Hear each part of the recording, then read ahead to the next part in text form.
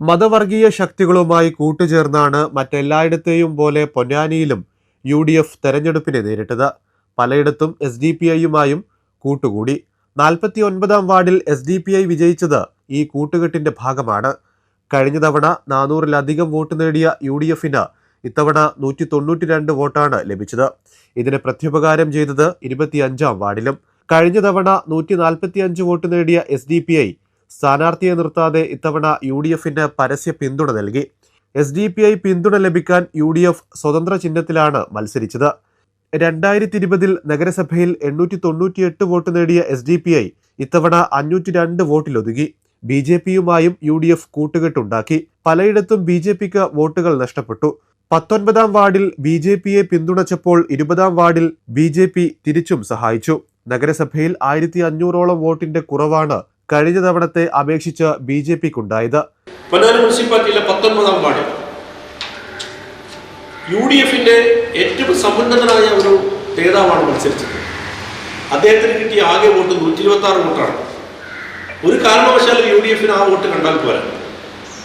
അവിടെ BJPയാണ് രണ്ടാം തവണ വന്നത്. BJPയുടെ ഒരു സജീവമായ പ്രവർത്തകനെ വിജയിപ്പിക്കുന്നതിന് വേണ്ടിയുള്ള ശ്രമം.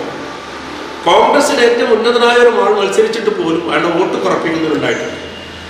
അത് 20-ാം വാർഡിൽ നിന്നും വരുമ്പോൾ ആ രണ്ട് വാർഡുകൾ തമ്മിലുള്ള ഒരു കൂട്ടുകെട്ട് വളരെ വ്യക്തമാണ്. 20-ാം വാർഡ് BJPക്ക് ആകെ കിട്ടിയത് 23 വോട്ടാണ്.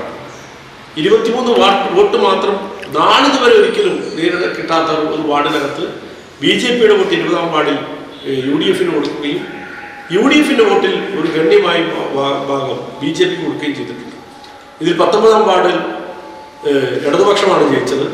14 വോട്ടിനാണ് 20-ാം വാർഡിൽ ഇടതുപക്ഷം തോൽക്കുന്ന സാഹചര്യം ഉണ്ടായിട്ടുണ്ട്. SDPIക്ക് 142 വോട്ട് കഴിഞ്ഞ തവണ കിട്ടിയ ഒരു വാർഡാണ്. അവിടെ SDPIക്ക് സ്ഥാനാർത്ഥി ഉണ്ടായിരുന്നു. BJPയുടെ സ്ഥാനാർത്ഥി കേവലം പിടിച്ച 56 വോട്ടാണ്. അവിടെ UDF അവതരിപ്പിച്ചതാകട്ടെ പൊതു സ്വതന്ത്രനെയാണ്. ഈ പൊതു സ്വതന്ത്രനെ അവതരിപ്പിച്ചാണ് 14 വോട്ടിന് അവിടെ 15 വോട്ടിന് അവിടെ LDF തോൽക്കുന്നത്.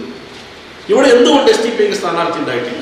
കടവനാട് മേഖലയിൽ SDPI ശക്തിയാണെന്നാണ് അവർ പറയുന്നത്. അതിനെ പരിസ്ഫുരണം കാണണമെങ്കിൽ 49-ാം വാർഡിലേക്ക് പോകേണ്ടതുണ്ട്. 49-ാം വാർഡിൽ UDFന് 192 വോട്ടാണ് അവിടെ ആകെ കിട്ടിയത്.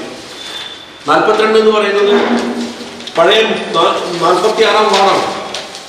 ആ 46-ാം വാർഡിൽ കഴിഞ്ഞ തവണ ലഭിച്ചതിനേക്കാൾ കുറഞ്ഞ വോട്ട് UDFന് ലഭിക്കുകയും അവിടെ 420 വോട്ടാണ് കഴിഞ്ഞ തവണ UDFന് ലഭിച്ചിരുന്നത്. ആ വാർഡിൽ ഇപ്പോൾ 192 വോട്ടായി ചുരുങ്ങുകയും SDPI വിജയിക്കുകയും ചെയ്യുകയാണ്. അത് കേവലം 10 വോട്ടാണ് ജയിച്ചത്.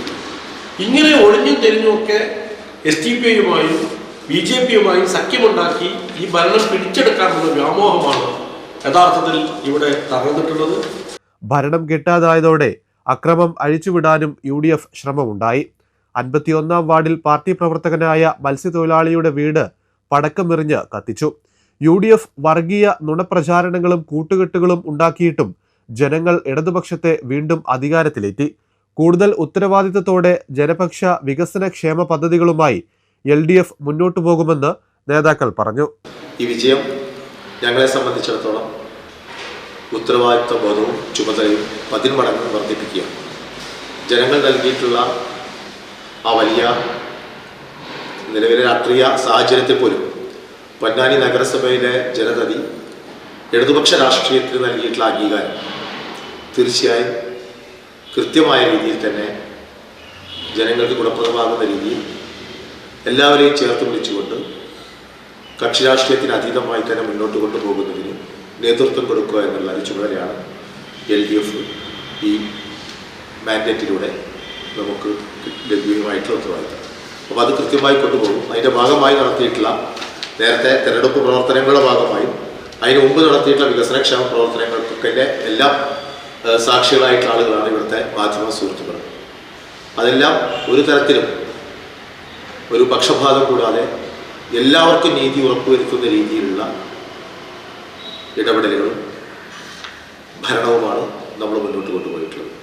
വാർത്താ സമ്മേളനത്തിൽ CPIM ജില്ലാ സെക്രട്ടേറിയറ്റ് അംഗം advocate PK Kaleemuddin, area secretary CP Muhammad Kunhi, area committee അംഗം രജി ഷൂപ്പാല എന്നിവർ സംസാരിച്ചു.